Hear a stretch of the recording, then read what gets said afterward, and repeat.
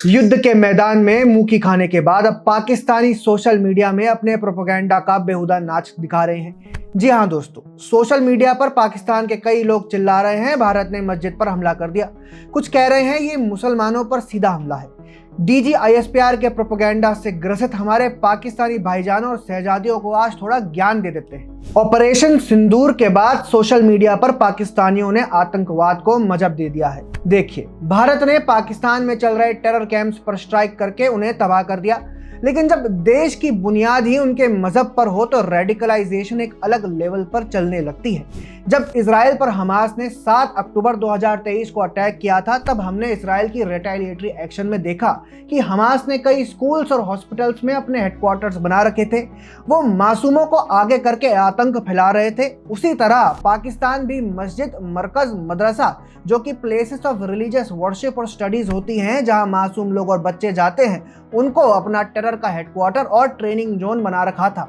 जब ये मरकज, जहां भारत विरोधी आतंकवाद फैलाने की ट्रेनिंग दी जाती है, वो तबाह किए गए, तो पाकिस्तानी रोने लगे कि ये हिंदुओं ने मुसलमानों पर हमला किया है। उदाहरण के लिए जोहा नाम की शहजादी लिख रही है, भारत का दिमाग इस हद तक ब्रेन वॉश कर दिया गया है कि वहां का एक औसत व्यक्ति ये मानता है कि पाकिस्तान में सिर्फ आतंकवादी हैं।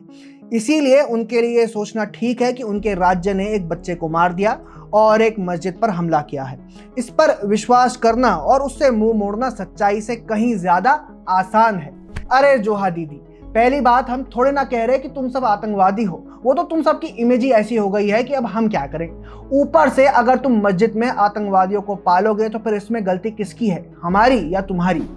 हिपोक्रेसी की भी सीमा होती है। इसके बाद एक जावेद भाईजान का कमेंट है, मैं पढ़ता हूं, जो एक भारतीय मुसलमान को जवाब दे रहे हैं। ये लिखते हैं, भारत ने मस्जिदों पर हमला किया, तुम जैसे मुसलमानों पर लानत है, आप मस्जिद पर हमले का समर्थन करते हैं। लानत तो तुम पर है जावेद, दशकों से तुम अपनी मस्जिदों और मदरसों में आतंकवादी विचारधारा को बढ़ावा दे रहे थे।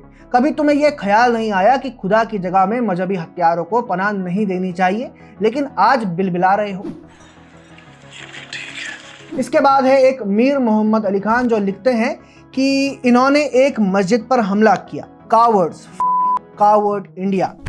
ये मीर मोहम्मद जो ट्विटर पर बहुत बड़ा शेर बन रहा है, यार कारगिल जंग में हारने के बाद तुम्हारा मुल्क हर बार प्रॉक्सी वॉर करता है, सामने से मारने की हिम्मत नहीं है तो क्रॉस बॉर्डर टेररिज्म करता है, तो कावर्ड कौन है वो सारा जहां जानता है। अरे बाप रे, ये तो धोती खोल रहा है। फिर मेहर बीबी लिख रही हैं कि भारत इतने गर्व से कैसे कह रहा है कि उन्होंने एक मस्जिद पर हमला किया। अरे भाई, पहले ही कह चुका हूं, मस्जिद से आतंक फैलाओगे तो यही हश्र होगा। बाकी हाँ, मेहर बीबी सही कह रही हो, we are proud of our armed forces. तुम आतंक फैलाओगे तो हम फिर से पेलेंगे।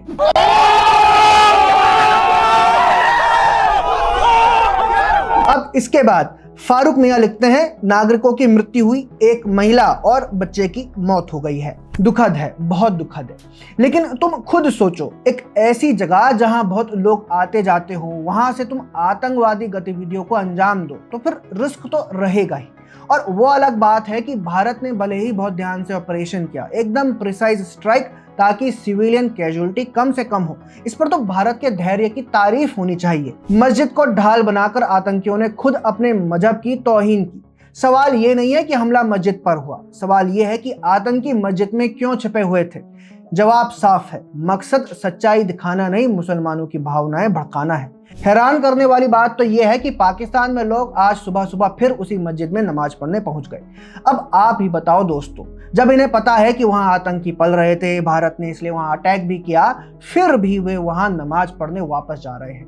पाकिस्तान के भाईजानों के नाम मेरा यही संदेश है, आतंक का साथ देते रहोगे तो जान का खतरा तो बना रहेगा। इस पूरे मुद्दे की पल पल की खबर जानने के लिए देखते रहिए द पैम्फलेट। जय हिंद।